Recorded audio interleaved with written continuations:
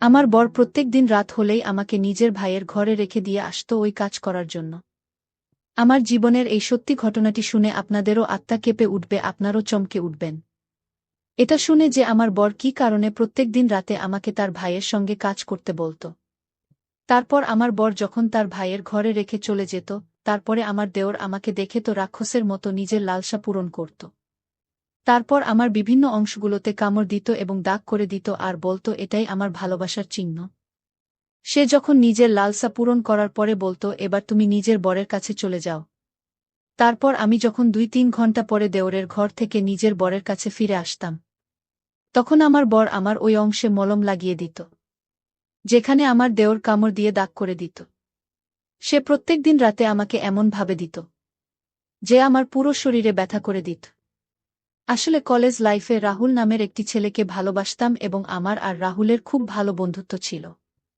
শুধু তাই নয়, কলেজ লাইফে আমার রাহুল ও রাজেশের খুব ভালো বন্ধুত্ব ছিল। এমনকি রাজেশও আমাকে ভালোবাসত এবং এই কথাটা আমি রাহুল খুব ভালোভাবেই জানতাম। কিন্তু আমি তো রাহুলকেই পছন্দ করতাম। এমনকি আমাদের পড়াশোনা কমপ্লিট হওয়ার পরে রাহুল সরকারি চাকরি পেয়েছিল। তাই রাহুলের চাকরি পাওয়ার পরে আমি তাকে বিয়ে করেছিলাম। আমাদের বিয়ে হতে ৩-৪ বছর হয়ে গিয়েছিল। কিন্তু আমাদের ভালোবাসা ও বন্ড কেউ বলত না যে আমাদের বিয়ে হতে ৪ বছর হয়ে গেছে। আমরা দুজন একে অপরকে অনেক ভালোবাসতাম। রাহুলের তো কোনো কিছুর অভাব ছিল। সে যেহেতু সরকারি চাকরি করত তাই তার কাছে তো টাকা পয়সা গাড়ি বাড়ির কোনো অভাব ছিল না। আমি তো রাহুলের সঙ্গে খুব সুখে ছিলাম। তারপর একদিন যখন রাজেশ দিল্লি থেকে বাড়ি ফিরে আসে, সেদিনের পর থেকে আমার জীবনের সব কিছু পাল্টে যায়। আসলে রাজেশ তো রাহুলের নিজের খুড়তুতো ভাই ছিল এবং তার যেহেতু ইঞ্জিনিয়ারিং করার খুব ইচ্ছে ছিল, তাই সে নিজের ইঞ্জিনিয়ারিং কমপ্লিট করার জন্য দিল্লি শহরে গিয়েছিল। এমনকি রাজেশ সেখানে ৫ বছর ছিল, সে দিল্লিতে সেটেল হয়ে গিয়েছিল। কিন্তু আমার বর একদিন তাকে বাড়িতে ডেকেছিল এবং তাকে বাড়িতে ডাকার উদ্দেশ্য যে কী ছিল সেটা তো আমি অনেক পরে বুঝতে পেরেছিলাম।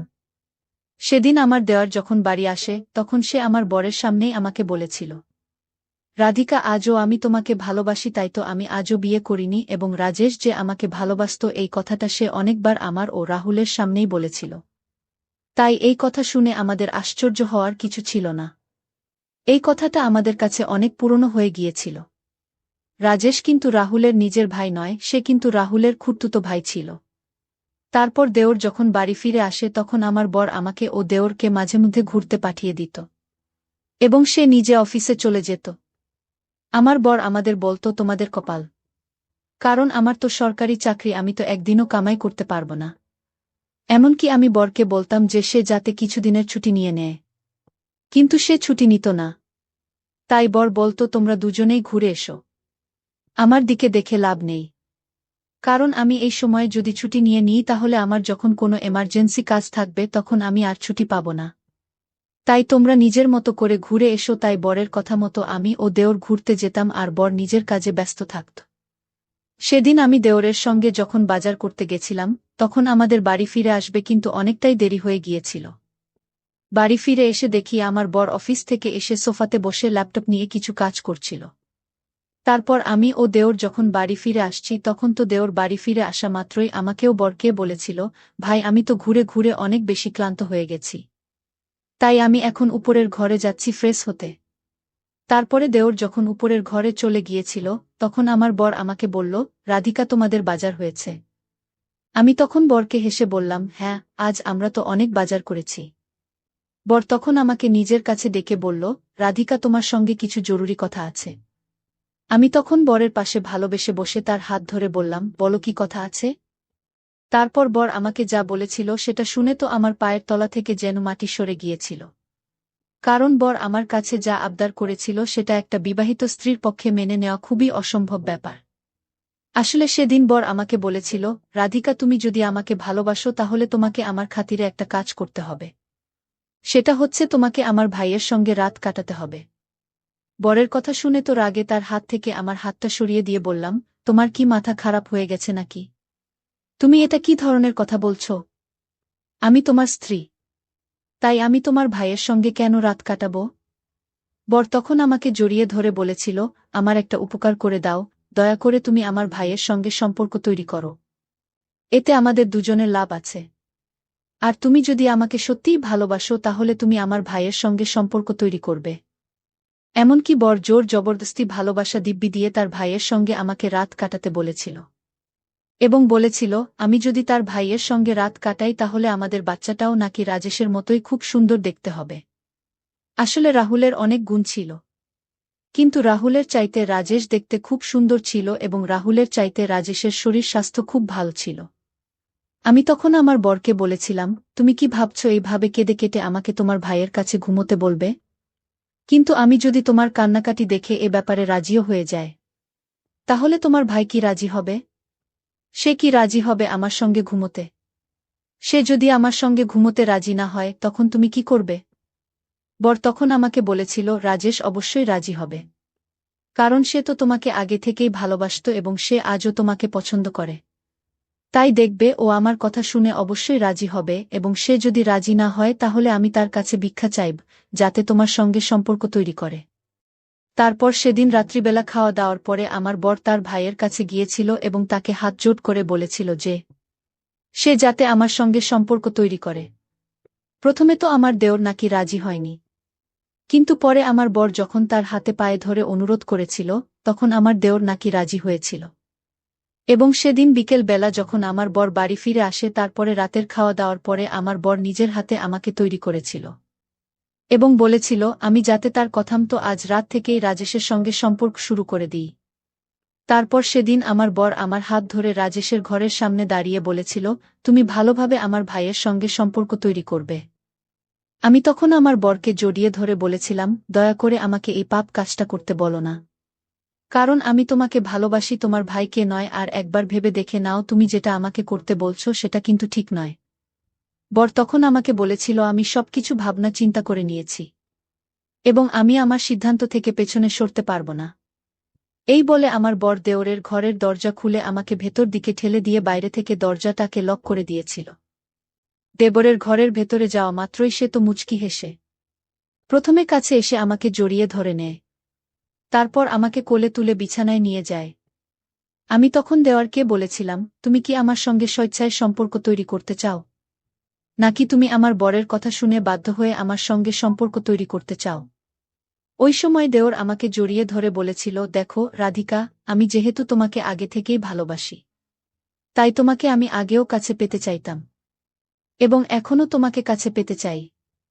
তাই আমার এখনও কোনো আপত্তি নেই তোমার সঙ্গে সম্পর্ক তৈরি করতে। এই কথাটা বলে সে আমার নাইট ড্রেস এর ভিত্তিটা জোরে টেনে দিয়ে জোর জবরদস্তি আমার জামাটা খুলে ফেলে দেয়। প্রথমে তো আমি তাকে বাধা দেওয়ার চেষ্টা করেছিলাম, কিন্তু সে তো আমার উপরে ঝাঁপিয়ে পড়েছিল। তারপর দেওর আমার বুকে মুখ দিয়ে মজা নিতে থাকে। তারপর সে আমাকে চিৎ করে শুইয়ে দিয়ে আমার উপরে চেপে মজা নিতে থাকে। আমিও তখন বরের কথা মনে করে চুপচাপ সবকিছু সহ্য করি। তারপর ২-৩ ঘণ্টা ধরে নিজের মনের স্বাদ মিটিয়ে আমাকে বরের কাছে চলে যেতে বলে। দেওরের সঙ্গে সবকিছু হয়ে যাওয়ার পরে আমি যখন বরের কাছে ফিরে আসি, তখন আমার বর আমার গলায় ও বুকে কামড়ের দাগ দেখে নিজের হাতে আমার শরীরে মলম লাগিয়ে দিয়েছিল।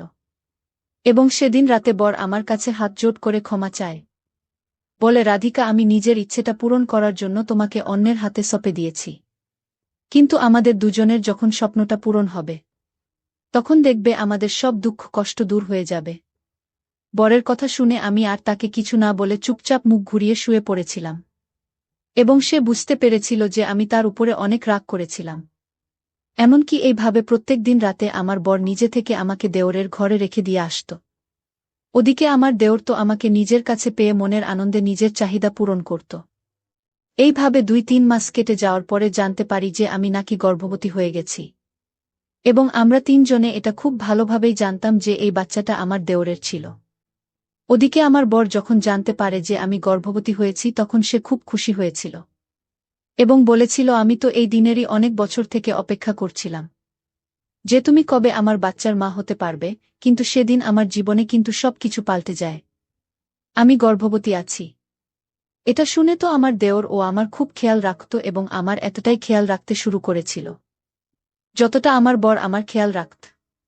কারণ সত্যি কথা বলতে এই বাচ্চাটা তো আমার বরের ছিল না, সেটা তো আমার দেওরের ছিল। সেই জন্যই হয়তো তার আমার প্রতি অনেক বেশি টান আসে। ধীরে ধীরে আমার বর যখন বুঝতে পারে যে ওর তো খুব বেশি আমার উপরে গুরুত্ব দিতে শুরু করেছে, তখন আমার বর সুযোগ বুঝে দেওরকে বলেছিল, রাজেশ, তোর তো এখানে আসতে অনেক দিন হয়ে গেছে, তাই আমি আজকে তো দিল্লির টিকেটটা করে দেব। তুই 2 থেকে 3 দিনের মধ্যে এখান থেকে দিল্লি চলে যাবি, কারণ তোরও তো কাজের অনেক ক্ষতি হচ্ছে। তখন রাজেশ বলেছিল, দাদা, আমি এখন দিল্লি যাব না। রাধিকা যখন বাচ্চাটা হয়ে যাবে তারপরে আমি এখান থেকে চলে যাব। বরং আমি তখন বুঝতে পেরেছিলাম যে দেওরের এখান থেকে যাওয়ার কোনো ইচ্ছে নেই। সেদিনের পর থেকে আমার বর রাজেশকে সহ্য করতে পারত না, এবং সে রাজেশের উপরে নজর রাখতে শুরু করেছিল। কিছুদিন এইভাবে কাটার পরে একদিন আমার বর আমাকে যা বলেছিল সেটা শুনে তো আমার পায়ের তলা থেকে যেন মাটি তাই সরে গেছিল। আসলে আমার দেওর তো আমাকে ও আমার বরকে মিথ্যে কথা বলেছিল, কারণ সে তো অনেকদিন আগেই নাকি দিল্লির একটা মেয়েকে বিয়ে করে নিয়েছিল, এবং সেই জন্যই রাজেশ দিল্লিতে শিফট হয়েছিল। সেদিন রাজেশ যখন নিজের ঘরের ভিতরে তার বউয়ের সঙ্গে কথা বলছিল, তখন আমার বর তার দরজার বাইরে দাঁড়িয়ে সব কথা শুনেছিল। ওই সময় রাজেশ তার বুকে বলেছিল, প্রিয়া, তুমি চিন্তা করো না, বাচ্চা না হওয়া পর্যন্ত আমি এখান থেকে যাব না, এবং যেদিনই বাচ্চাটা হবে সেদিনই আমি বাচ্চাটাকে নিয়ে এখান থেকে চুপচাপ পালিয়ে যাব, এবং এরা কেউ জানতেও পারবে না। আসলে এবার আপনারা জানতে পারবেন যে কি কারণে আমার বর আমাকে দেওরের কাছে ঘুমোতে বলতো এবং কেন দেওরের সঙ্গে সম্পর্ক তৈরি করতে বলেছিল, কারণ এতেও আমার বরের কিন্তু অনেক বড় স্বার্থ ছিল। আসলে একটা বাচ্চার জন্য আমাদের সম্পর্কটা কিন্তু নষ্ট হয়ে গিয়েছিল, কারণ আমাদের বিয়ে হতে 4 বছর হয়ে গিয়েছিল, তাও আমি কিন্তু মা হতে পারিনি, এবং এটার কারণ হচ্ছে আমার বর নপুংসক ছিল। আমাদের বিয়ে হতে 4 বছর হয়ে যাওয়ার পরেও যখন আমাদের বাচ্চা হয়নি, তখন আমার বরকে কিন্তু সবাই ঠাট্টা করত। এমনকি মাঝে মধ্যে আমার বরের বন্ধুরা তাকে অপমান করত এবং বলত এত বেশি চাপে পড়ে গেছিল যে সে আমার হাতে পায়ে ধরে বলেছিল, রাধিকা, তুমি আমাকে বাঁচিয়ে নাও, না হলে আমার কিন্তু বাড়ি থেকে বেরোনো মুশকিল হয়ে যাবে। সবাই যেভাবে আমার ঠাট্টা করে তাতে আমার খুব লজ্জা লাগে এবং নিজেকে ছোট মনে হয়। 2 দিন পরে তো সবাই জানতে পেরে যাবে যে আমি নপুংসক আছি, আর ওই জন্যই তুমি মা হতে পারছ না। তারপর আমার দেওর যখন বাড়িতে এসেছিল তখন আমার বরের মাথায় একটা বুদ্ধি খেলেছিল এবং সে বলেছিল, রাজেশ যেহেতু আমাকে পছন্দ করে, তাই আমি যদি রাজেশের সঙ্গে সম্পর্ক করি তাহলে আমাদের বাচ্চাটা ভালো হবে, এবং আমি যখন গর্ভবতী হয়ে যাব তখন আমার বর রাজেশকে এখান থেকে চলে যেতে বলবে। আমার বর রাজেশকে সবকিছু সত্যি কথা বলেছিল যে সে যেহেতু নপুংসক তাই আমার বর চায় রাজেশ যাতে আমার সঙ্গে সম্পর্ক তৈরি করে এবং আমি যাতে তার বাচ্চার মা হতে পারি। কিন্তু সেদিন আমার বর যখন রাজেশের কথা শুনে নিয়েছিল তখন আমার বর লুকিয়ে রাজেশের মোবাইল থেকে প্রিয়া নামের ওই মেয়েটার ফোন নম্বর নিয়ে তাকে চুপচাপ ফোন করেছিল এবং তাকে দিল্লি থেকে আমাদের বাড়িতে ডেকেছিল, এবং রাজেশের বউ আমাদের বাড়িতে এসে হাজির হয়েছিল। রাজেশের বউ যখন আমাদের বাড়িতে এসেছিল তখন রাজেশ কিন্তু জানত না যে আমার বর তার বুকে আমাদের বাড়িতে ডেকেছে। তারপর হঠাৎ করে রাজেশ যখন তার বুকে আমাদের বাড়িতে দেখে তখন সে অনেক বেশি চমকে গেছিল। তখন আমার বর রাজেশকে বলেছিল, তুই আমাদের থেকে এত বড় কথা লুকিয়ে আছিস যে তুই তো অনেক আগেই বিয়ে করে ফেলেছিস। তখন রাজেশের বউ রাজেশকে বলেছিল, তুমি দাদা ও বৌদিকে এই কথাটা বলনি কেন? বলেনি যে তুমি অনেকদিন আগে আমার সঙ্গে বিয়ে করেছ? কেন তুমি এই কথাটা লুকিয়েছ? রাজেশ কিন্তু কিছুক্ষণ মাথা নিচু করে চুপচাপ দাঁড়িয়েছিল। কিছুক্ষণ পরে সে তার বউকে বলল, তুমি কিছু না বলে কেন এখানে এসেছ? এখানে আসার আগে তোমাকে আমাকে বলা উচিত ছিল। রাজেশের বউ তখন রেগে গিয়ে রাজেশকে বলেছিল, তুমি এখন এখান থেকে চলো, 2 দিনের মধ্যে আমরা কিন্তু এখান থেকে বেরিয়ে পড়ব। দেওর তখন তার বউয়ের উপরে চিৎকার করে বলেছিল, আমি এখান থেকে কোথাও যাব না, তুমি এখান থেকে চলে যাও। তারপর ওই কথাটা বলে দেওর আমার দিকে এগিয়ে এসে হঠাৎ করে আমার হাত ধরে বলে, রাধিকা, আমি তোমাকে কিন্তু আজও অনেক ভালোবাসি। আমি তোমাকে আজকেই এখান থেকে নিয়ে নেপালে চলে যাব এবং আমরা সেখানে গিয়ে শিফট হয়ে যাব। আমি তখন দেওরের হাত থেকে নিজের হাতটা ছাড়িয়ে দিয়ে বললাম, এসব কি উল্টোপাল্টা কথা বলছো? আমি কেন তোমার সঙ্গে যাব? আর তোমার সঙ্গে যাওয়ার আমার কোনো দরকার নেই। আমি আমার বরের সঙ্গে থাকতে চাই এবং আমি আমার বরকে অনেক ভালোবাসি। দেওর তখন অনেক বেশি রেগে গিয়ে আমার দিকে তাকিয়ে বলল, তাহলে তোমরা স্বামী স্ত্রী মিলে কি আমাকে দিয়ে বাচ্চার জন্ম দেওয়ার জন্য এখানে ডেকেছিলে? আমার বর তখন চিৎকার করে রাজেশকে বলেছিল, কেন আমরা তো তোকে কোনো কিছুতে জোর করিনি? তোর সঙ্গে তো আগেই চুক্তি হয়েছিল যে রাধিকার পেটে বাচ্চা আসার পরে তুই এখান থেকে দিল্লি ফিরে চলে যাবি। কিন্তু তুই তো এখন নিজের মতো পালাচ্ছিস। ওদিকে রাজেশের বউ রাজেশের সব কথা শোনার পরে তার গালে 2-3টে থাপ্পড় মেরে বলেছিল, তুমি তো আমাকে বলেছিলে তুমি নাকি বৌদির সঙ্গে সম্পর্ক করেছে শুধুমাত্র আমাদের দুজনের ভবিষ্যতের কথা ভেবে। তুমি তো এই কাজটা করেছে শুধুমাত্র আমার জন্য। এবং তুমি তো বলেছিলে বৌদির বাচ্চাটা হওয়ার পরে বাচ্চাটাকে নিয়ে আমার হাতে তুলে দিবে। কারণ আমি যেহেতু কোনো দিন মা হতে পারব না। আমার দেওর তখন তার বুকে বলেছিল, আমি তোর ব্যাপারে কোনো কিছুই ভাবিনি। কারণ তোর সঙ্গে বাধ্য হয়ে আমাকে বিয়ে করতে হয়েছে। তার উপর তুই একটা বন্ধা মেয়ে। আমি তোকে কোনোদিন ভালোবাসিনি, আমি তো আজও রাধিকাকে ভালোবাসি। এবং সে আজও আমার মনের মধ্যে আছে। এবং তার সঙ্গে আমি চিরকাল কাটাতে চাই। তারপর দেওর আমার বর ও তার বউয়ের সামনেই আমার হাত ধরে বলেছিল, রাধিকা, এটা তো আমরা সবাই জানি যে এখন তোমার পেটে যে বাচ্চাটা আছে সেটা তো আমাদের দুজনের বাচ্চা। তাই চলো আজকে আমরা এখান থেকে চলে যাব। এবং আমরা 3জন মিলে সুখে সংসার করব। তোমার বর তো নপুংসক, তুমি এখানে কোনো সুখ পাবে না। তাই তুমি আমার সঙ্গে চলো। এই বলে সে আমার হাত ধরে টানাটানি শুরু করে দেয়। ওই সময় আমি তার গালে একটা অনেক জোরে থাপ্পড় মেরে বলেছিলাম, তোর সাহস কি করে হল আমার সঙ্গে এভাবে জোর জবরদস্তি করার। তারপর আমার বর দেওরের কলার ধরে বলেছিল, তুই যদি বেশি বাড়াবাড়ি করিস তাহলে আমি কিন্তু পুলিশ ডাকতে বাধ্য হয়ে যাব। তখন আমার দেওর উল্টে বরের কলার ধরে বলেছিল, লজ্জা তো তোর হওয়া উচিত। কারণ তুই একটা নপুংসক, তাই তোর এত জোর কিসের, আর এই বাচ্চাটা তো আমার। এই বাচ্চাতে শুধুমাত্র আমার অধিকার আছে। এমনকি একদিকে আমার বর তো একদিকে আমার দেওর আমাকে ধরে টানাটানি শুরু করেছিল। এবং আমাদের মধ্যে ঝামেলা এতটাই বেশি বাড়াবাড়ি হয়ে গেছিল যে তারা দুজনে একে অপরকে মারতে শুরু করেছিল। তাদের দুজনকে থামাতে গিয়ে আমি মুখ থুবড়ে নিচে মেঝেতে পড়ে গেছিলাম। আমাদের 3জনের মধ্যে যখন ঝামেলা হয় তখন রাজেশের বউ তাড়াতাড়ি সুযোগ বুঝে লুকিয়ে পুলিশকে ফোন করেছিল। কারণ সে বুঝতে পেরেছিল যে পুলিশকে ফোন না করলে ঝামেলাটা এত বেশি বেড়ে যাবে যে কেউ হয়তো নিজের জীবন থেকে বিদায় নিবে। ওই কথাটা মাথায় রেখে সে তাড়াতাড়ি পুলিশকে ফোন করে বাড়িতে ডেকেছিল। ওদিকে আমি যখন তাদের ধাক্কা খেয়ে মেঝেতে পড়ে গেছিলাম তখন আমার পেটে এতটাই আঘাত লেগেছিল যে আমি যন্ত্রণায় ছটফট করছিলাম। এমনকি আমার পড়ে যাওয়ার পরেও তারা দুজন একে অপরের লড়াই বন্ধ করেনি। তারপর কিছুক্ষণ পরে পুলিশ যখন আমাদের বাড়িতে এসেছিল তখন আমার দেওরকে বাধ্য হয়ে আমাদের বাড়ি থেকে যেতে হয়েছিল।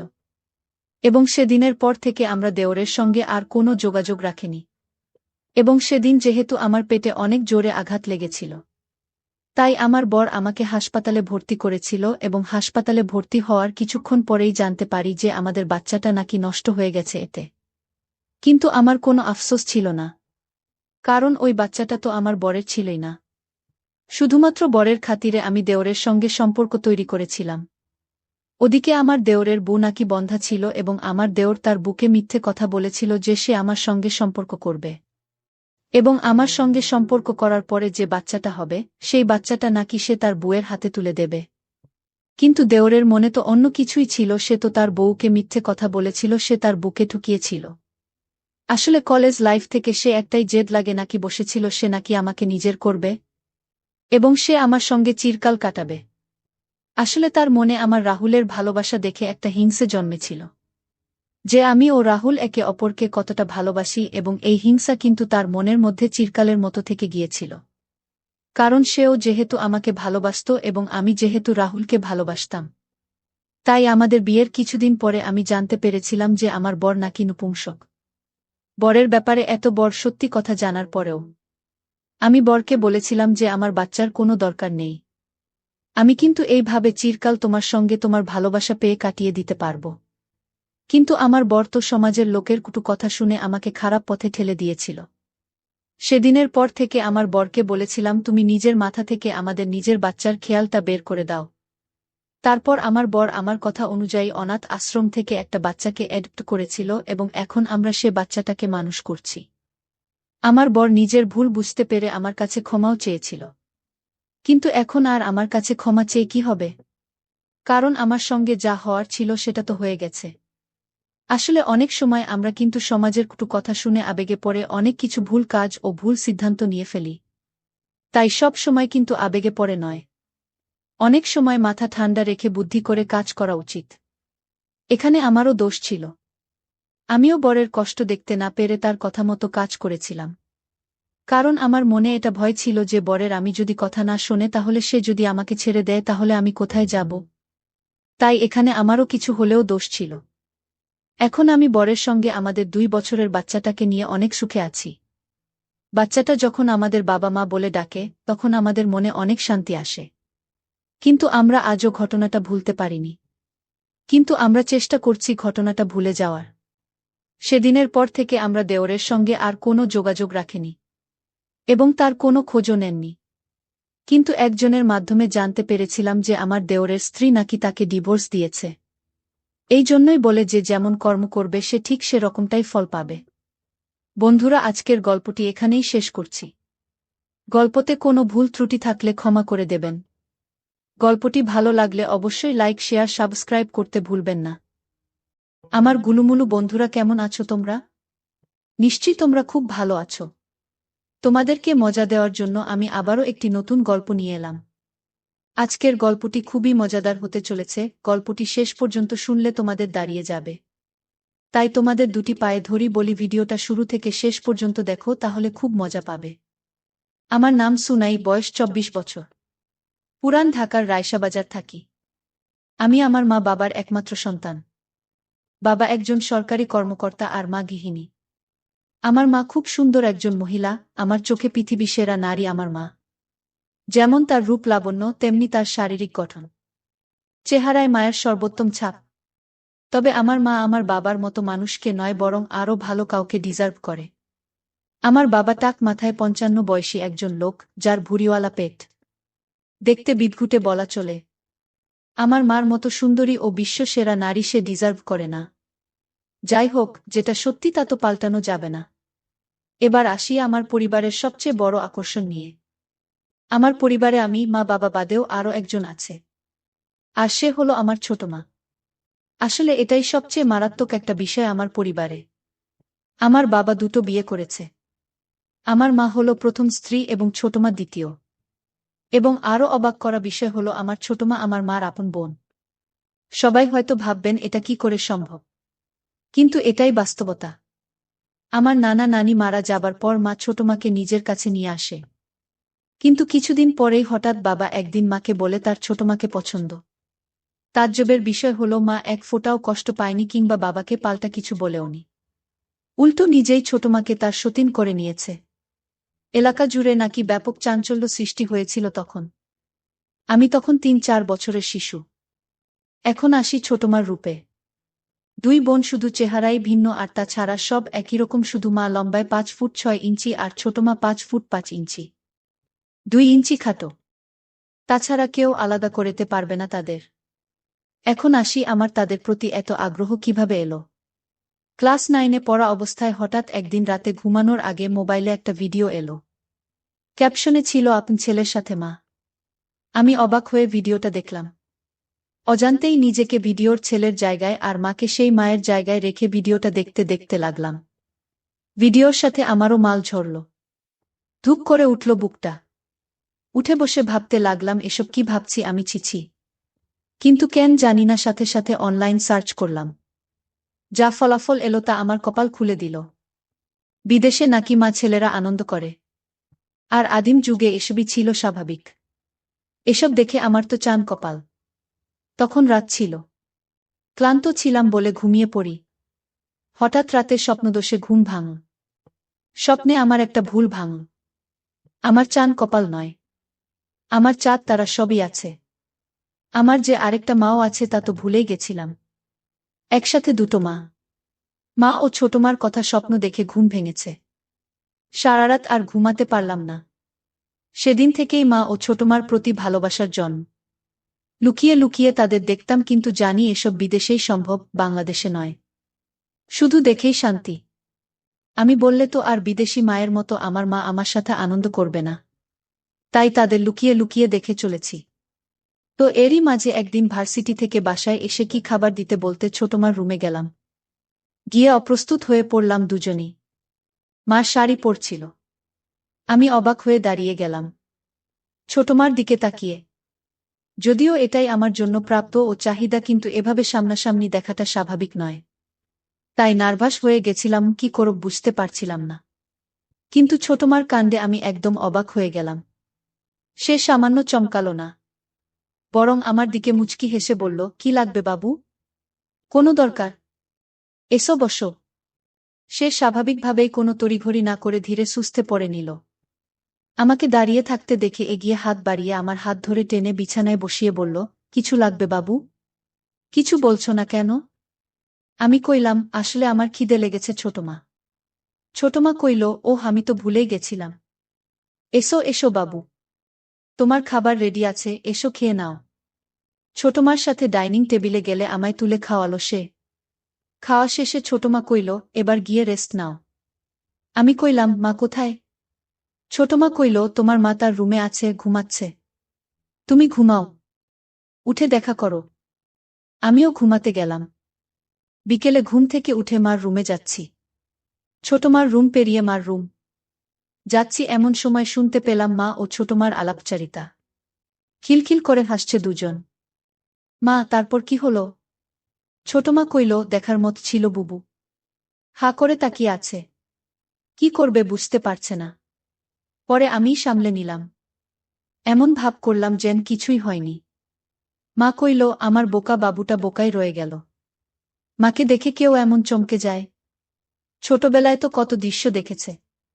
ছোটমা কইল, এখন কি আর ছোট আছে বুবু? আমাদের বাবু কিন্তু সেরকম পুরুষ। মা কইল, হ্যারে ঠিকই বলেছিস, কিন্তু আমার বড্ড ভয় হয় রে। ছোটমা কইল, কেন? ভয় কিসের?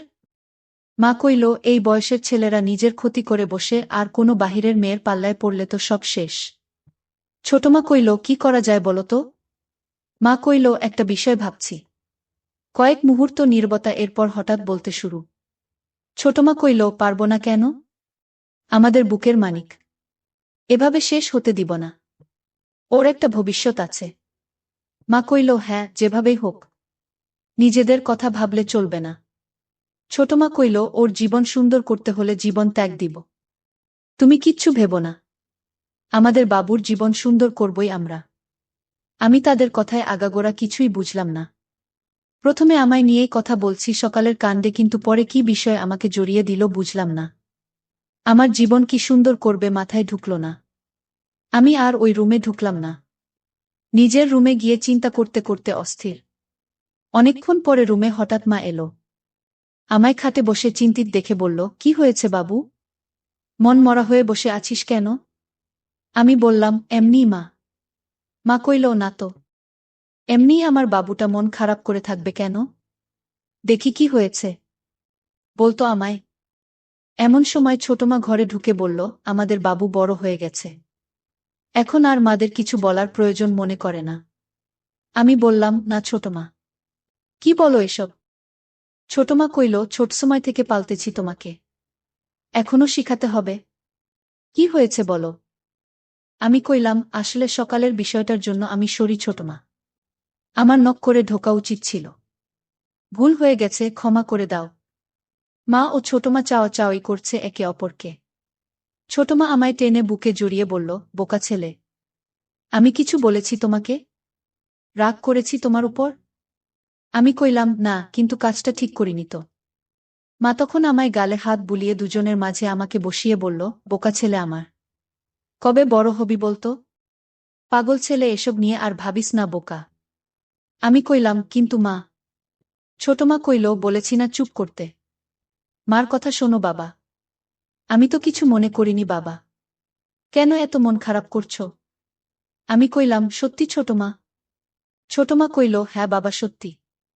এসো আমার বাবু। বলেই ছোটমা বুকে জড়িয়ে ধরল আমায়। দিনে দিনে তাদের শরীরের গন্ধ আমার নেশা হয়ে যাচ্ছে। মা কইল, তো চল চল ছাদে গিয়ে কিছুক্ষণ বসি। চা নাস্তা করি চল। ছোটমা কইল, আমি রেডি করে আনছি। তোমরা ছাদে যাও। ছোটমা চলে গেল কিচেনে, আর আমি ও মা ছাদে গিয়ে বসলাম। মা আমার কাঁধে হাত রেখে বলল, শোন বাবু, আমরা তোর মা। আমাদের নিয়ে এসব বিষয় এত ভাবতে নেই। বাহিরের কেউ হলে সেটা চিন্তার বিষয়। আর তুই তো লুকিয়ে দেখিসনি কিছু, তাই না? আমি কইলাম, না না। লুকিয়ে কেন দেখতে যাব? মা কইল, সেটাই তো। আর লজ্জা পাওয়াও দরকার নেই। আমাদের কোলেপিঠে চড়েই বড় হয়েছিস তুই। মা কইল, তুই তো জানিস না পাগল। তোর ছোটমারও একটা সন্তান হয়েছিল। আমি অবাক হয়ে বললাম, কি বলছো এসব? এত বড় হয়ে গেছি। আমি তো জানতাম না। মা কইল, হুম। এটা সবসময় আমরা লুকিয়ে রাখি, তোর ছোটমা কষ্ট পাবে বলে। বাচ্চাটা দুদিন পরেই মারা যায়। তাই তখন থেকেই তোর প্রতি এত পাগল তোর ছোটমা। তোকে খুব ভালোবাসে। কখনো কষ্ট দিস না তোর ছোটমাকে। আমি কইলাম, হ্যাঁ মা। কখনো কষ্ট দিব না, কিন্তু একটা কথা বলি মা। মা কইল, বল, কি বলবি? আমি কইলাম, ছোটমা কিভাবে এই পরিবারে এলো? মানে বাবা তোমার বোনকেই বিয়ে করল, এটা কিভাবে সম্ভব? মা কইল, তা অনেক কাহিনী আছে বাবা। তুই বুঝবি না, আস্তে আস্তে সব জানতে পারবি। সময় হলেই বলবো। আমি কইলাম, আচ্ছা মা। এমন সময় ছোটমার আগমন। চা নাস্তা করতে করতে খুব গল্প করছি আমরা। ৩-৪ দিন পরে একদিন সকালে উঠে বাথরুমে ঢুকি তাড়াহুড়ো করে। ঢুকেই অবাক হয়ে যাই। আবার ছোটমার সামনাসামনি। এবার মাথায় চক্কর দেওয়ার মতো দশা। হঠাৎ দেখায় দুজনই চিৎকার দিয়ে উঠি ও দৌড়ে আমি বেরিয়ে আসি। সাথে সাথে মা হাজির। মা কইল, কি হয়েছে, কি হয়েছে? এদিকে ছোটমা বেরিয়ে এলো বাথরুম থেকে ওই অবস্থায়। মা ও ছোটমার আমার সামনে এই অবস্থার জন্য সামান্য চিন্তিত নন। ছোটমা হাসতে হাসতে বলল, সুনাই ভয় পেয়ে গেছে আমার সাথে। হঠাৎ করে ঢুকে পড়ায় আমি চমকে যাই। আমার চিৎকারে সুনাইও চিৎকার। মা আমার কপালে হাত বুলিয়ে বুকে জড়িয়ে বলল, আমার বোকা ছেলে। এমন করে চিৎকার করে? তোরা পারিসও। এখন ছোটমা আমাদের দুজনের সামনে ভেজা শরীরে দাঁড়ানো। মা কইল, তুই নক করে ঢুকবি তো বোকা। আমি কইলাম, খুব হিসু পেয়েছিল। ছোটমা কইল, ওহ তাই তো। যাও যাও, হিসু করে এসো আগে। ছোটমা আমার হাত ধরে টেনে বাথরুমে ঢুকিয়ে দিল। আমি ভিতরে গিয়ে হিসু করে বেরিয়ে এলাম। মা ও ছোটমা কথা বলছিল। আমি আশায় চুপ করে গেল। চোখে চোখে নিজেরা কি যেন ইশারা করল। মা কইল, আচ্ছা যা, গোসল করে খেতে আয়। মা আমায় খেতে নিয়ে গেল। খাওয়া শেষে হঠাৎ ছোটমার ডাক মাকে। রুম থেকে ডাকছে। ছোটমা কইল, বুবু এসো তো, একটু হেল্প লাগত। মা কইল, আমি খাচ্ছি। দাঁড়া, সুনাই আসছে। মা আমার দিকে তাকিয়ে বলল, যা তো ছোটমার কাছে একটু। আমি এগিয়ে ছোটমার রুমে যেতেই যে দৃশ্য দেখলাম তা কল্পনা করা আমার পক্ষে অসম্ভব। ছোটমা কইল, দরজায় দাঁড়িয়ে কেন? এসো ভিতরে। আমার হুকটা লাগিয়ে দাও না সুনাই। আমি গুটি পায়ে এগিয়ে যাচ্ছি, কিন্তু বললাম, মা আসুক। ডাক দেই? ছোটমা কইল, মা খাচ্ছে। তুমি এসো। লাগিয়ে দাও। কড়া গলায় বলাতে আমি একটু ভয় পেয়ে যাই। আমি কাপা হাতে হুকটা লাগিয়ে দিলাম। সাথে সাথে ছোটমা আমার দিক ফিরে বলল, কেমন লাগছে আমায়? আমি ভ্যাবলা হয়ে তাকিয়ে আছি তার মুখের দিকে। ছোটমা কইল, কি হলো? বলো। আমি কইলাম, তোমার কি হয়েছে ছোটমা? আমায় এসব জিজ্ঞেস কেন করছো? ছোটমা কইল, না হলে কি তোমার শ্বশুরকে জিজ্ঞেস করব? আমি কইলাম, মানে? ছোটমা কইল, নিজের ছেলের কাছে জিজ্ঞেস করেছি কেমন লাগছে দেখতে। আর তুমি কিনা আজগুবি কথা বলে চলেছ। আমি কইলাম, এভাবে তো কখনো দেখিনি। ছোটমা কইল, ছোট থাকতে অনেক দেখেছ। আমি কইলাম, এখন তো বড় হয়েছিল তাই না? ছোটমা কইল, আমার কাছে তো সেই ছোট্ট বাবুই আছো তুমি। ঝুঁকে আমার কপালে একটা হামি দিল ছোটমা। বলে ছোটমা আলমারি খুলে একটা সালোয়ার কামিজ বের করতে করতে বলল, আমায় কি দেখতে খারাপ লাগছে বাবু? আমি কইলাম, কই না তো ছোটমা। কিন্তু সত্যি বলতে আমার কেমন যেন লাগছে। ছোটমা সিরিয়াস হয়ে আমার পাশে বসে আমার কাঁধে হাত রেখে বলল, কেন? কেমন লাগছে? আমি কইলাম, হঠাৎ এভাবে তোমায় দেখা কেমন অদ্ভুত লাগছে। ভয় করছে কেন জানি। ছোটমা কইল, বোকা ছেলে। এটা কোনো চিন্তার বিষয় না। আমি তোমার মা। প্রত্যেক সন্তানের সাথে মায়ের সম্পর্ক হয় পবিত্র। বাহিরের মেয়েকে এমনভাবে দেখলে মনে কুচিন্তা যেন না আসে, এজন্য ঘরেই এসব শিক্ষা নেওয়া উচিত। তাহলে অভ্যাস হবে এমন দেখার। তাহলে কাউকে এমন দেখলে কুচিন্তা আসবে না মনে। দেখো না, বিদেশি মা সন্তানের সামনেই এসব পরে বেড়ায়, তাও হাজার হাজার মানুষের সামনে। আমি কইলাম, হুম তাই তো। এমন সময় মার আগমন। মা কইল, কি কথা হচ্ছে তোদের মা ছেলের?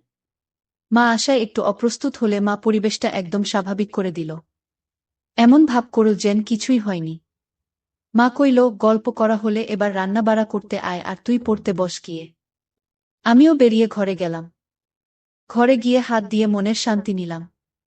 রাতে যখন খাবার টেবিলে যাই তখন সব যেন ঘোলাটে।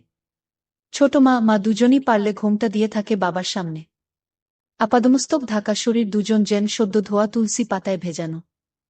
খাবার দাবার শেষে নিজের রুমে গিয়ে ঘুমাই। রাতে হিসু করতে উঠে দরজা খুলতেই আমি যা দেখলাম তা দেখে আমার চোখ ছানাবড়া হয়ে গেল। মা ও ছোটমা দুজন একসাথে হয়ে বাথরুমে ঢুকছে। শুধু পিছন থেকে অন্ধকারে যা দেখা গেছে দরজা খুলতেই। শুধু বোঝা যাচ্ছে তাদের কিছুই নেই, কিছু দেখা যাচ্ছে না। আমার রুমের দরজা খোলার কোনো শব্দ হয় না, তাই তারা বুঝতে পারেনি। দুজন একই সাথে বাথরুমে ঢুকেছে দেখে আমার শরীরে শিহরণ বয়ে গেল। এত রাতে তারা বাথরুমে কেন, এটা ভেবে আমি বাথরুমের দিকে যেতে থাকি। এমন সময় পাশে মার রুমে তাকিয়ে দেখি বাবা একদম ওই অবস্থায় হয়ে ঘুমিয়ে আছে। যাই হোক, আমি সোজা বাথরুমের কাছে গেলাম। গিয়েই কথোপকথন শুনে কানে বাজ পড়ল। ছোটমা কইল, আর ভালো লাগে না বুবু। প্রতিদিন দুই বোন মিলে এক ফোঁটা পানি পাই না। খুব রাগ হচ্ছে। মা কইল, কি করব বল? শুকিয়ে গেছে ওনার। বয়স হয়েছে তো। ছোটমা কইল, এই বয়সে কি এভাবে ঘুমাতে ভালো লাগে? তোমারও বয়স হয়নি। খারাপ লাগে না তোমার? মা কইল, খারাপ তো লাগে রে, কিন্তু কি করব বল? ছোটমা কইল, তাহলে কি আমরা এটাই করব? মা কইল, হ্যাঁ। তাছাড়া কোনো উপায় নেই। ঘরের কথা ঘরেই রাখতে হবে। বাহিরের কারো সামনে পা মেলে না ধরে ঘরেরটা দিয়েই করতে হবে। ছোটমা কইল, হ্যাঁ গো বুবু। মা কইল, পাবো পাবো। কোনো চিন্তা করিস না। ওকে আমরা মানিয়ে নিব। ছোটমা কইল, ও রাজি হবে তো? আমার ভীষণ ভয় করছে বুবু। এ যুগের ছেলে। মা কইল, আমাদের বাবু আমাদের কষ্ট নিশ্চয় বুঝবে।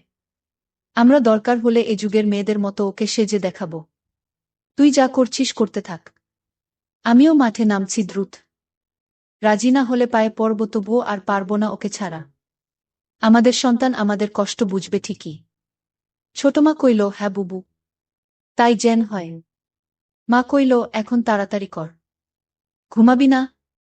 ছোটমা কইল, করছি। এই তো হয়ে গেছে। আমি প্রথমে বুঝতে পারিনি আমায় নিয়ে কথা হচ্ছে, কিন্তু আমার নাম শুনে আমি তো পুরোই আকাশ ভাঙা ধাক্কা খেলাম। তার মানে আমার দুই মা আমার জন্য পাগল। খুশিতে আমি আত্মহারা। তার মানে আমি যা অসম্ভব ভাবছিলাম তা আমারই জন্য অপেক্ষা করছে।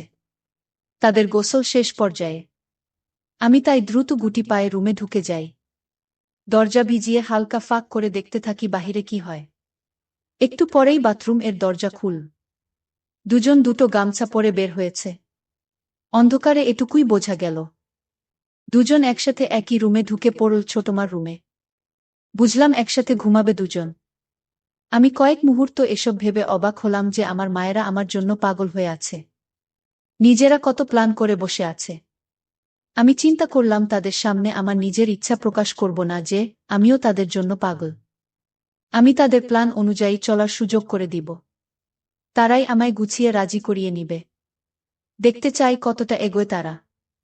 আমি শুধু তাল মেলাবো তাদের সাথে। পজিটিভ সঙ্গ দিব। এসব ভাবতে ভাবতে ঘুমিয়ে পড়ি। পরদিন সকালে ঘুম থেকে উঠতে একটু দেরি হয়ে যায়। ঘড়িতে 9টা বাজে। কলেজ মিস হয়ে গেল। তাই উঠে রুম থেকে বেরিয়ে খুঁজি দুই মাকে, কিন্তু কাউকে দেখতে পাচ্ছি না। হঠাৎ চোখ পড়ল আমাদের বাসার ছাদে। দেখি দুজন বৃষ্টিতে ভিজছে। এতক্ষণে আমি জানলাম বাহিরে বৃষ্টি হচ্ছে। ডুপ্লেক্স বাসা বলে আমাদের ছাদটা দোতলায় একটা সাইডে। আমি ছাদের দরজায় গিয়ে দাঁড়াতেই দুজন আমায় দেখে দৌড়ে এসে আমার সামনে দাঁড়ালো।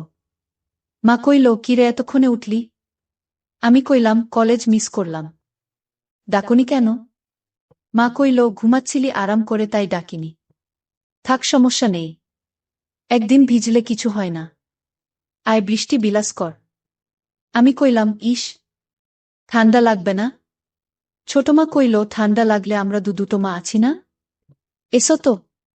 বলেই দুজন হাসতে হাসতে আমায় টান দিয়ে বৃষ্টিতে নিয়ে যায়। দুজনই সালোয়ার কামিজ পরা ছিল। ভিজে গায়ে লেপ্টে আছে। আমি একটু অবাক হইনি। একদম স্বাভাবিক দৃষ্টি নিয়ে তাকিয়ে আছি। তিনজন মিলে বৃষ্টি বিলাস করতে থাকি। বৃষ্টি বিলাস শেষ করে রুমে গিয়ে মুছে ডাইনিংয়ে আসি। ছোট মার আর মার দুজনের পরনে একই পোশাক। আমি কইলাম, কি ব্যাপার? ইদানিং দুজন ম্যাচিং পোশাক পরে ঘুরছ যে? দুজনের খুব ভাব। মা কইল, এমনি। সতীন বলে, কি ভাব হবে না নাকি? আপন বোন দুজন। বলেই তিনজনই হেসে দিই। মা ছোট মার কোমর ধরে নিজের দিকে টেনে এনে বলল, আমার ছোট বোন আমার সতীন হলেও আমার খুব ভালো বন্ধু। ছোট মা মাকে বলল, থ্যাংক ইউ বুবু। আমি সুযোগ বুঝে বললাম, সব ভালোবাসা কি তোমরা দুজনই পাবে? আমার বুঝি কোনো মূল্য নেই তোমাদের কাছে? দুজনই আমায় কাছে টেনে নিল। মা কইল, আচ্ছা বললি না তো কেমন লাগছে এই ড্রেসটা? আমি সবসময় সুযোগ খুঁজছিলাম তাদের প্রশংসা ও তাদের কাজ সহজ করার। তাই বললাম, খুব সুন্দর। তোমাদের টাইসেই ভালো মানায়। সালোয়ার পুরনো ফ্যাশন হয়ে গেছে। ছোট মা কইল, তাহলে আজ থেকে মডার্ন ফ্যাশনই চলবে নাকি বলো বুবু? মা কইল, হ্যাঁ ঠিক তো। তাই হবে তাহলে। সবাই আবারও হাসলাম। সেদিন রাতে আমি ঘুমাইনি তাদের জন্য অপেক্ষা করে। দরজা আলতো চাপিয়ে উকি দিয়ে অপেক্ষা করছিলাম, কিন্তু তাদের দেখা নেই। তাই নিজেই এগিয়ে মার রুমের দিকে যাই। দরজার কাছে যেই দেখি কপাল ভালো, দরজার সাইডে জানালায় একটা কপাট খোলা। ভিতরে পর্দা হালকা সরিয়ে যা দেখি তা আমার চোখ জুড়িয়ে দিল। হঠাৎ মা ছোটমাকে বলল, লাইট নিভাসনি তুই? ছোটমা কইল, নিভিয়েছিলাম তো। হয়তো বাবু টয়লেট গেছিল। মা কইল, হয়তো। আচ্ছা চল। দুজনই আগের রাতের মতো বাথরুম গেল একসাথে। আমি চুপি পায়ে বাথরুমের বাহিরে গিয়ে কান পাতি। ছোটমা কইল, বুবু, বুড়োর তো আর হয় না। কি করব? আমার তো আর সইছে না। কিছু করো প্লিজ। মা কইল, আচ্ছা কাল আরেকটু বাড়াতে হবে আমাদের পদক্ষেপ। ছোটমা কইল, ঠিক আছে বুবু। আমি শুরু করব। তুমি জয়েন করো। মা কইল, আচ্ছা। গোসল শেষে আজ দুজন বেরিয়ে রুমে গেল।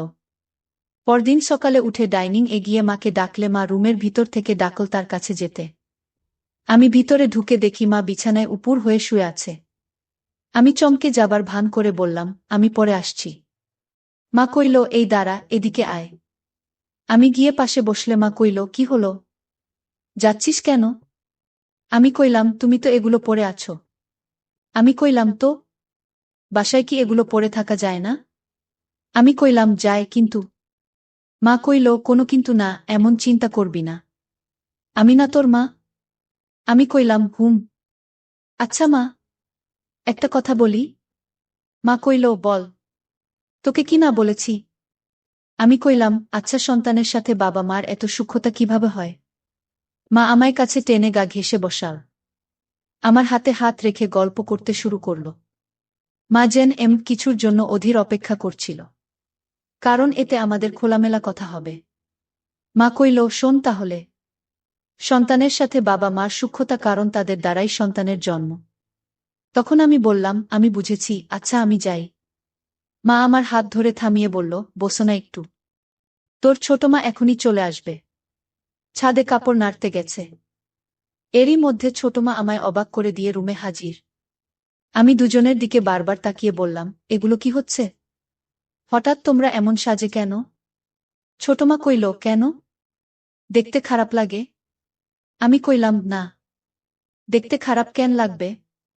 তোমরা আমার দেখা সবচেয়ে সুন্দরী নারী। একটা শুনেই দুজন দুজনের দিকে অবাক চোখে তাকিয়ে দুজনই তড়িঘড়ি করে আমার সামনে বসে অধীর আগ্রহী হয়ে বলল, মানে? আমরা তোর কাছে কেমন সুন্দর? আমি কইলাম, কেমন আবার? তোমরা আমার মা। মায়েরা পৃথিবীর সবচেয়ে সুন্দর হয়। মা কইল, সত্যি? তোর গার্লফ্রেন্ড থেকেও সুন্দর? আমি লজ্জা পেয়ে বললাম, ধুর। ছোট মা কইল, বলো না বাবু। বলো। আমি কইলাম, আমার তো কোনো গার্লফ্রেন্ড নেই। তবে থাকলে তার চেয়ে সুন্দর তোমরাই। দুজনই আবার হা হয়ে গেল। মা কইল, তোর গার্লফ্রেন্ড নেই? কি বলছিস এসব? এ যুগে এসে তোর কোনো গার্লফ্রেন্ড নেই? আমি কইলাম, না তো, কেন?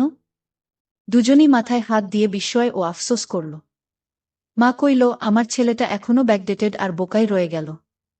এই জামানায় তোর জায়গায় আমি থাকলে দিনে 4টা গার্লফ্রেন্ড থাকতো, আর তুই কিনা। আমি কইলাম, আচ্ছা তোমরা থাকতে আমার গার্লফ্রেন্ড কেন লাগবে বলো তো? গার্লফ্রেন্ড হলো মনের সব কথা ভালো-মন্দ শেয়ার করা, ভালো সময় কাটানো, সুখ-দুঃখ ভাগ করা, একসঙ্গে থাকা। যার সবকিছুই তোমরা আমায় দিচ্ছ। তো কেন বাহিরের কোনো মেয়ের সাথে সম্পর্ক করতে যাব? তাছাড়া তোমরা কি আমায় ভালোবাসো না? আমি তো শুধু তোমাদের ভালোবাসি। দুজন হতবাক আমার কথায়। আমার চেষ্টা ছিল দুজনকে ইমোশনাল করে তোলা। আমার কথা যেন আমার প্রতি আকৃষ্ট হয় কিন্তু যেন আমার কথাকে সরল মনের মনে করে এমন ভাব করে বললাম। দুজন আমার কথায় ঘায়েল হল। অবাক হয়ে তাকিয়ে আছে আমার দিকে। হঠাৎ ছোটমা কইল, তুমি আমাদের এত ভালোবাসো? আমি কইলাম, নয়তো কাকে ভালোবাসবো বলো? দুজনেই আমায় জড়িয়ে ধরে কেঁদে দিল। আমি কইলাম, কি হয়েছে তোমাদের? কাঁদছ কেন? মা বলল, কিছু না। সন্তানের ভালোবাসা সব মায়ের ভাগ্য হয় না, তাই খুশিতে চোখে পানি এসে গেছে। বলে দুজন মিলে আমার জামা খুলতে লাগল। আমি কইলাম, এটা কি করছো? মা কইল, আমরা দুজন এভাবে আর তুই এমন থাকলে কি ম্যাচিং হয় বল? আমি কইলাম, আচ্ছা তাহলে ঠিক আছে। ছোটমা কইল, কিন্তু বাবা যেন জানতে না পারে এসব। আমি কইলাম, কেন? বাবা কি বাহিরের কেউ নাকি? মা কইল, হুম, বাবা বাহিরের। আমাদের তিনজনের সব শুধু আমাদের। আমি কইলাম, আচ্ছা ঠিক আছে। আমি আর বেশি ধানাই পানাই করলাম না, তিনজনে শুরু করে দিলাম। কারণ অল্পতেই দুজন রেগে যাচ্ছে। পরে আবার তাদের মতো পাল্টে না যায়, তাই আর কোনো কথা না বলে এগিয়ে যাচ্ছি। দিনের বেলায় তো তাই তাড়াহুড়া করে শেষ করে আমি আমার রুমে গেলাম। একটু পরে আমি রুম থেকে বের হলাম। দুপুরে বাবা লাঞ্চে আসলে পরে আর ওভাবে তাদের দেখা হয়নি। কিন্তু রাতের জন্য অপেক্ষা করছিলাম। ঠিক রাত হলেই আমি আবার তাদের রুমের সামনে গিয়ে দাঁড়াই। পর্দা সরিয়ে আগের সেই দৃশ্য। মায়া লাগে তাদের দুজনকে দেখে। যখন বাথরুম ঢুকল দুজন তখন আবার কথা বলতে শুরু। তারা বাথরুমে ঢুকেই রাতে কিভাবে কি করবে এসব নিয়ে প্ল্যান পরিকল্পনা করছিল। আমিও তাদের প্ল্যান শুনে প্রস্তুত। আজ আবার একটু ভিন্ন কিছু করলাম আমিও। রাতে দরজা খুলেই ঘুমিয়ে পড়ি। রাতে আমি লুঙ্গি পরে ঘুমাই। লুঙ্গি ঠিক থাকে না ঘুমের সময়। এমনই একদিন তারা আমাকে দেখে পাগল হয়েছে। তাই আবারও সুযোগ তৈরি করে দিলাম।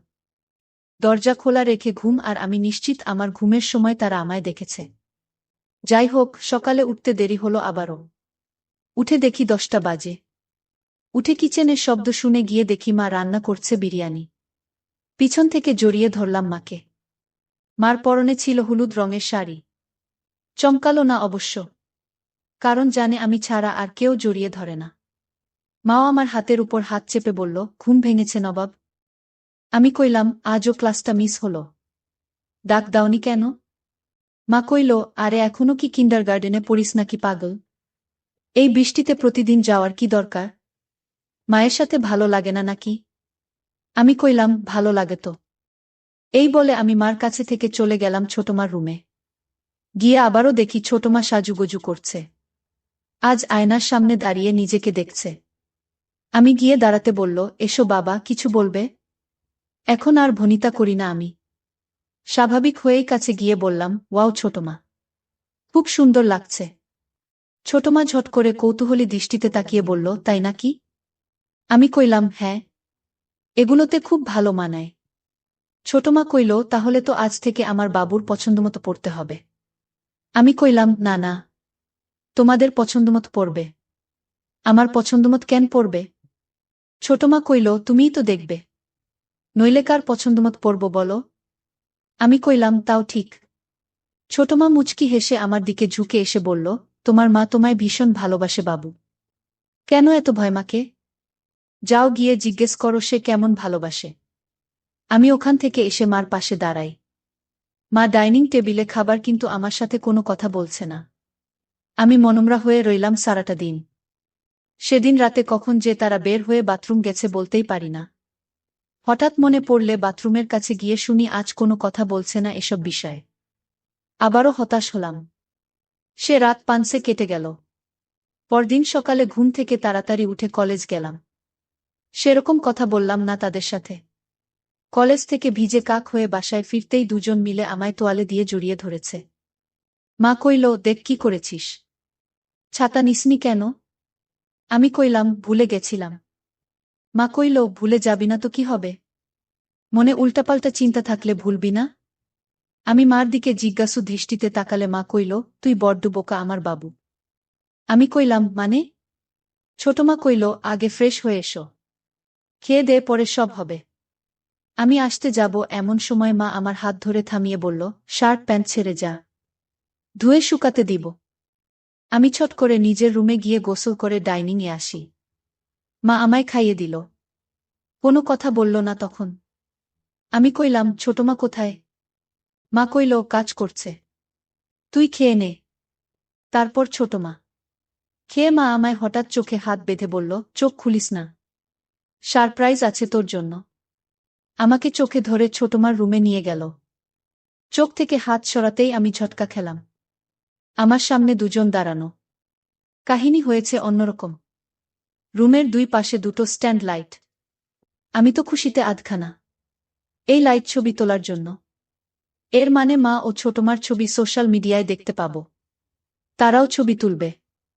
দুজনের দিকে অবাক হয়ে তাকাতেই দুজন বলল, তোর ইচ্ছা বললেই হতো। আমি কইলাম, সত্যি তোমরা মডেলিং করবে? ছোটমা কইল, হ্যাঁ বাবা হ্যাঁ। ছোটমা কইল, কিন্তু তোমার এত শখ কেন আমাদের দিয়ে মডেলিং করানোর? আমি কইলাম, তোমরা আমার দেখা পৃথিবীর সর্বশ্রেষ্ঠা নারী। এত সুন্দর ও লাবণ্যময়ী আর কেউ হতে পারে না। তোমাদের সন্তান হওয়া 7 জন্মের ভাগ্যের। আর এই সৌন্দর্যরূপ কেউ জানবে না, তা হতে পারে না। আমি চাই আমার মায়েরা কত সুন্দর সবাই জানুক। মা বলল, তাহলে তাই হবে। আমি কইলাম, কিন্তু আজ তোমরা হঠাৎ রাজি হলে কিভাবে? ছোটমা কইল, আমরা কারো সামনে যাব তোমায় কে বলল? আমি কইলাম, নয়তো হাওয়ায় ছবি তুলবে নাকি? মা কইল, হ্যাঁ, হাওয়াই তুলবে। আমাদের বাসায় হাওয়া থাকতে কেন বাহিরের লোকের সামনে যাবে? আমি এবার ধাক্কা খেলাম। তার মানে আমাকে দিয়ে দুজন এত প্ল্যান করেছে? খুশিতে চোখ ভরে আসল। আমি এই বিষয়টা কখনো ভাবিওনি। কাল এত করে দিচ্ছিল যে বাহিরের কারো সামনে লজ্জা করে তাদের। তার মানে আমায় দিয়ে করাবে। আমার ভীষণ আফসোস হলো যে কাল তাদের কথা বুঝিনি।